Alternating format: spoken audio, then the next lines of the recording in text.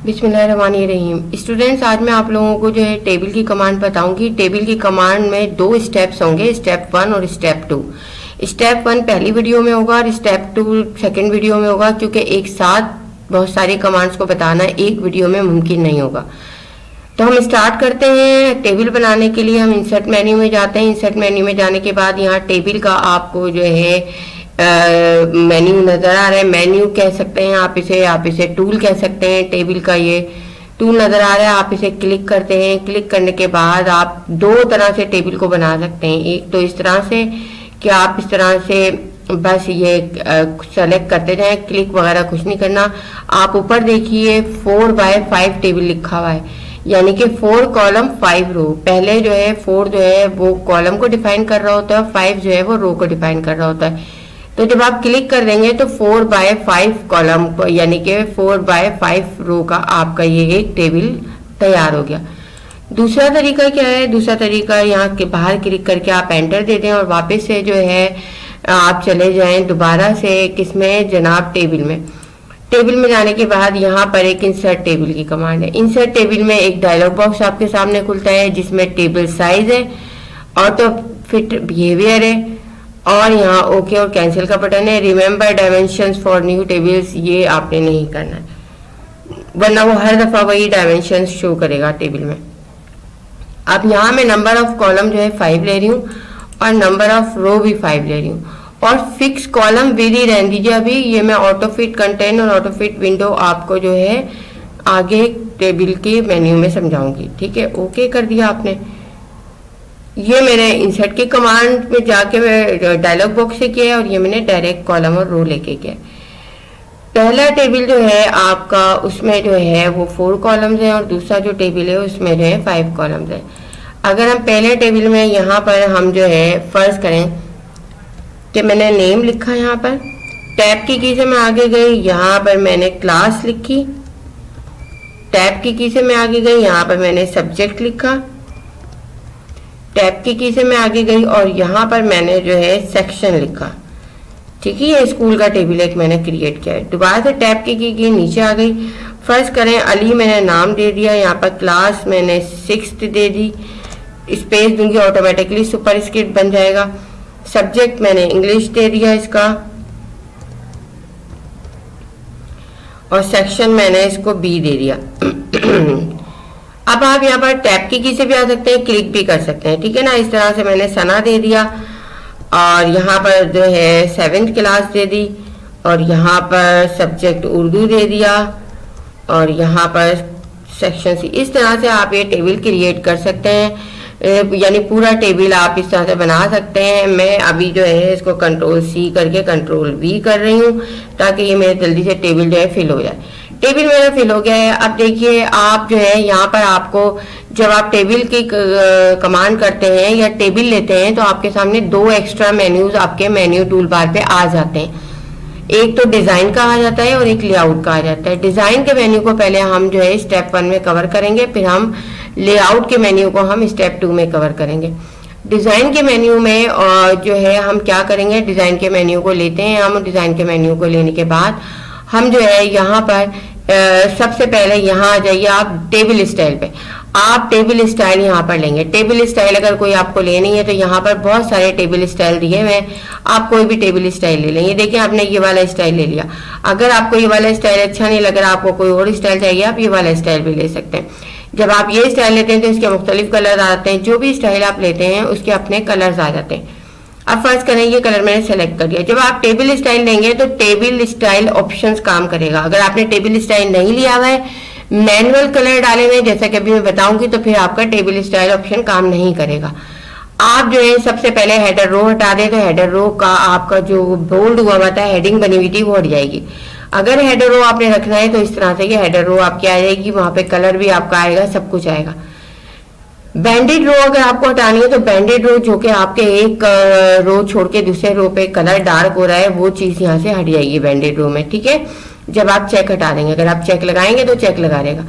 Total रो जब आप करेंगे तो नीचे टोटल रो में भी यहाँ पर जब आप वहां पर फॉर्मूला वगैरह लगाते हैं तो यहाँ पर टोटल आता है, तो यहाँ ये तीनों इस तरह से आ गए। तो आपने देखा इन तीनों पे चेक लगा हुआ और तीनों में यहाँ पर यानी ये टॉप रो शो कर रहा है, ये टोटल आपका रो शो कर रहा है, यानी कि ये, और ये बैंडेड रो आपकी शो हो रही है। अब मैं इन तीनों पे से चेक हटा देती हूँ तो तीनों इसकी जो प्रॉपर्टीज है वो खत्म हो गई। फर्स्ट कॉलम अगर आप हटाते हैं तो देखिए फर्स्ट कॉलम भी एरिया और एक सिंपल टेबल लगे, लेकिन मैं फर्स्ट कॉलम लगा रही हूँ, लास्ट कॉलम में लगा रही हूँ, लास्ट कॉलम जिस तरह से टोटल रो था इस तरह से लास्ट कॉलम आ रहा है, और बैंडेड कॉलम करूंगी तो ये बैंडेड कॉलम आ रहा है। अगर लास्ट कॉलम हटा दे तो ये बैंडेड कॉलम है आपके। तो ये जनाब आपके जो है बैंडेड कॉलम, बैंडेड रो और टोटल रो, लास्ट कॉलम और हेडर रो और फर्स्ट कॉलम की ये आपके ऑप्शंस थे। अब हम अगर इस टेबल को लेते हैं, हम यहाँ मैनुअल करते हैं। मैनुअल में हम क्या करते हैं, यहाँ पर इस रो को मैं मैनुअली कलर दूंगी, ठीक है। मैनुअली कलर देने का मकसद ये है कि यहाँ पर मैं जो इसको फर्ज करें मैंने ग्रीन का कलर दे दिया यहाँ, और यहाँ पर मैंने इसको जो है लाइट ग्रीन कलर दे दिया। ये मैं मैनुअली काम कर रही हूँ, ठीक है। यहाँ पर मैंने जो है इसको डार्क कलर दे दिया दोबारा, तो ये आपका एक ये चीज हो गई, ठीक है। यानी ये मैंने मैनुअली बनाया। अब मैं इसका बॉर्डर भी यानी कि देना चाह रही हूँ, बॉर्डर भी मैं इसको करना चाह रही हूँ। बॉर्डर करने के लिए मैं मैनुअली जो बॉर्डर करूंगी वो किस तरह से करूंगी, और फिर बॉर्डर की कमांड से मैं किस तरह से करूंगी, दोनों से आपको बता रही हूँ। यहाँ पर बॉर्डर पेंटर आप ले लें। बॉर्डर पेंटर लेने के बाद यहाँ से फर्ज करें मैं कलर ले रही हूँ, ये सबसे डार्क कलर ले लिया मैंने, ठीक है। यहाँ से इसकी आप जो भी स्टाइल लेना चाहें, मैं डबल स्टाइल ले रही हूँ, और यहाँ से इसकी विड्थ यही रख रही हूँ, और ये मैंने ले लिया। और यहाँ पर यहाँ से बॉर्डर स्टाइल आप देखिए, यहाँ से भी आप दे सकते हैं, ठीक है ना। ये वाला स्टाइल ले लिया। अब देखिए ये जो आपका बॉर्डर पेंटर है, इससे मैं जब पेंटर से करूंगी तो मैं मैनुअली अपनी यानी कॉलम्स के बॉर्डर को भी और रो के बॉर्डर को भी, इस पे बिल्कुल आपने एग्जैक्ट लेना है तो ये आएगा, वरना ये नहीं आएगा। देखिए अभी एग्जैक्ट मैं नहीं ले पा रही हूँ तो ये मेरा नहीं आ रहा है।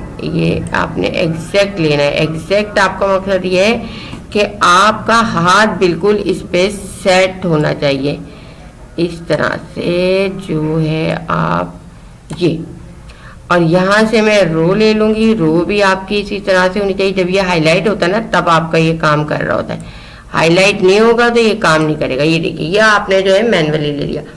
अब मैं मैनुअली नहीं चाहिए, मुझे पूरे उस पर बॉर्डर चाहिए, ठीक है ना। मैंने ये हटा दिया, मैंने सेलेक्ट किया इसको। बॉर्डर शेडिंग की कमांड में आपने सीखा है बॉर्डर पूरा लेना। मैं यहाँ से दोबारा बता रही हूँ आपको। बॉर्डर में जाएंगे हम, ये तीनों चीजें आप सीख चुके हैं उसमें, पेज, बॉर्डर, शेडिंग, और ये यहाँ से मैं ये इस तरह से बॉर्डर, जैसे कि मैंने आपको पहले बता चुकी हूँ कि आप जो है बॉर्डर एंड शेडिंग की कमांड से ले सकते हैं। यहाँ से आप कोई भी कलर ले सकते हैं और यहाँ से आप ओके कर सकते हैं। इस तरह से भी आप बॉर्डर की कमांड से ये काम कर सकते हैं। तो ये चीज समझ में आ गई आपके। अब हम इसी में एक और चीज सीख लेते हैं। ये हमारा टूल पूरा हो गया, लेकिन एक चीज हम और सीख लेते हैं। मुझे यहाँ पर इसको जो है इस कॉलम को 3 कॉलम में डिवाइड करना है। तो मैं क्या करूंगी, ये फर्ज करें मैं अभी ये वाले को नहीं ले रही हूँ क्योंकि इसमें टाइपिंग हुई है। टाइपिंग होने के बाद आप डिवाइड, मर्ज या स्प्लिट करेंगे तो थोड़ी सी प्रॉब्लम होती है। आप जो है ब्लैंक टेबल में ये काम पहले से तैयार करके रख लेंगे। हम जो है यहाँ पर आते हैं, यहाँ पर लिया हमने यहाँ पर जो है इसको राइट क्लिक किया। राइट क्लिक करने के बाद मैं यहाँ पर जो है स्प्लिट की कमांड करूंगी, और स्प्लिट की कमांड यहाँ पर मेरे पास मौजूद नहीं है।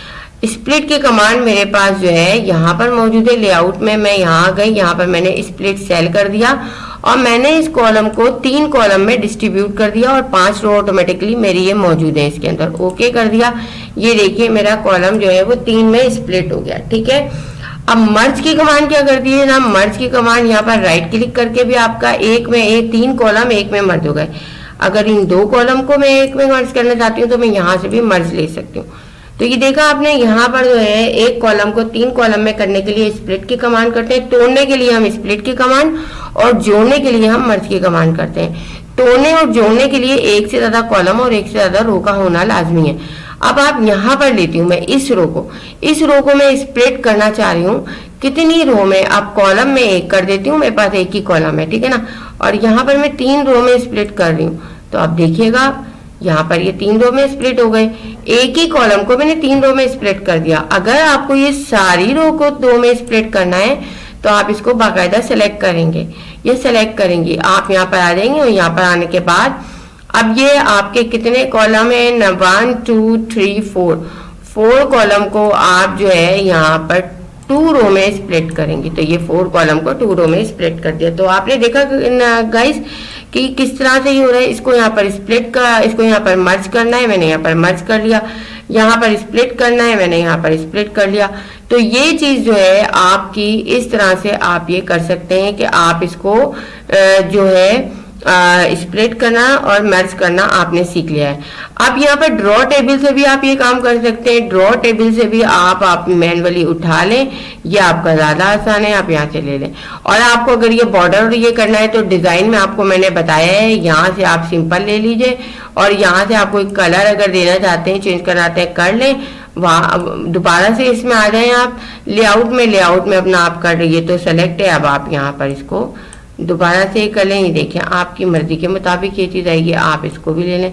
वहाँ से आपको कमांड से स्प्लिट और ये स्प्लिट करना पड़ता था, यहाँ पे आप डायरेक्ट कर सकते हैं। अब आपको कोई चीज़ यहाँ से डिलीट करनी है, वो करनी है, तो ये इरेजर है आपका, ये इरेजर को आप ले सकते हैं। इरेजर से आप ये मर्ज कर सकते हैं, इरेजर से आप ये इसको भी मर्ज कर सकते हैं। ये देखिए इसको यहाँ पर डिलीट कर सकते हैं आप, इसको यहाँ पर आप डिलीट कर सकते हैं, यहाँ से इसको डिलीट कर सकते हैं। ये आपकी ग्रिड आ रही है, अगर आप ग्रिड को ऑफ कर देंगे तो ये देखें ये आपका टेबल इस तरह से। तो ये ग्रिड का काम ये होता है। तो यहाँ तक आपको समझ में आ गया होगा इस टेबल में। अब मैं नेक्स्ट आपको वीडियो में जो है बाकी चीज़ें करके बताऊंगी। तो आप जो है इसकी पहले प्रैक्टिस कर लीजिए ताकि बाकी वीडियो जो है हम उसको इस तरह से कर लें। Thank you.